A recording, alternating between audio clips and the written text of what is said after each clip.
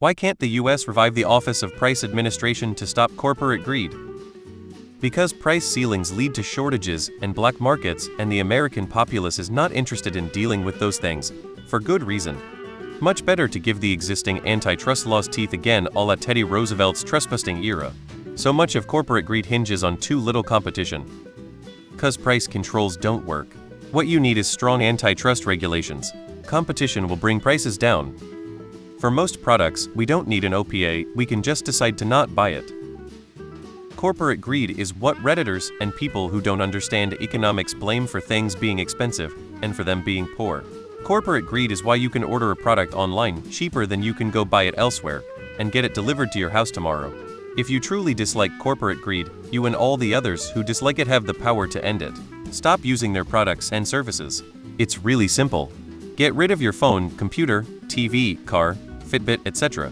Stop buying off Amazon. Stop going to Walmart, Costco, and other chain stores. Stop eating at chain restaurants. Stop going to Starbucks daily.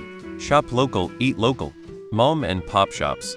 If you aren't doing this, you truly don't dislike corporate greed. So a little secret. Neither side is willing to do this. They are all making bank. Too communist socialist for most of the country at this time. The people who make money from high prices basically control a majority of the folk in government who could reenact this sort of thing. Most of the hundreds of people in the House and Senate are rich enough to not care about food prices personally and own a bunch of various stocks and have arrangements with a cornucopia of lobbyists and special interests. Therefore, a majority of them would not do what you asked, as it would cost them money and power. The corporations are paying politicians to protect their greed. Price control are a terrible idea. They don't work well. They lead to shortages. My understanding is that the FTC does that job by making sure markets remain competitive. Because corporate greed is how all of them enrich themselves and their friends. Government was bought and sold a long time ago. They work for the rich, not you and me. Source: Google net worth of Nancy Pelosi and Mitch McConnell and ask yourself how they can make that much on a government salary. Corporate greed, plain and simple. They take campaign donations from the various big corporations.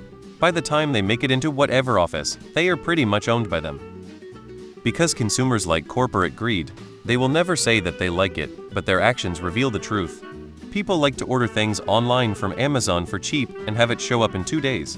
People don't want to buy from small businesses that have less efficient supply chains because of their size and higher prices. People like the cheap goods that are a result of mega corporations. They will continue to buy from the massive corporations because, just like how corporations try to maximize profits, consumers like to minimize costs. Buying from a company that has questionably ethical business practices is generally cheaper than buying from a company that has business practices that make you feel good. So people support big business and ignore the results of what they support. Corporate greed. Reddit: you do salty with your boogeyman. The only reason we put up with the OPA was because we had a world war scattered across 3 continents and were sending all we could to the war effort.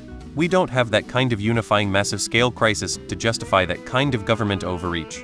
Also, price controls are terrible ideas because they fuck up supply and demand for goods.